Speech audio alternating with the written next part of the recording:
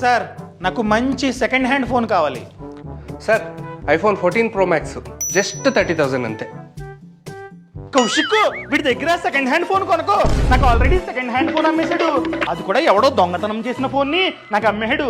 కొన్ని రోజుల్లో పోలీసులు వచ్చి ఆ ఫోన్ తీసుకెళ్లిపోయారు. ఇది దొంగిలించబడిన ఫోనో లేకపోతే జెన్యూన్ ఫోనో నేను చెప్తాను కదా. అవునా, ఎలా? సింపుల్. డైల్ ప్యాడ్ ఓపెన్ చేసి *#06# కి డైల్ చేయి. డైల్ చేయగానే IMEI నంబర్ అన్నది కనిపిస్తుంది. ఆ నంబర్ ని పక్కన రాసుకో. రాసుకున్న తర్వాత గూగుల్ ఓపెన్ చేసి నువ్వు IMEI.net అని చెప్పి టైప్ చేయి. ఒక వెబ్సైట్ అన్నది వస్తుంది.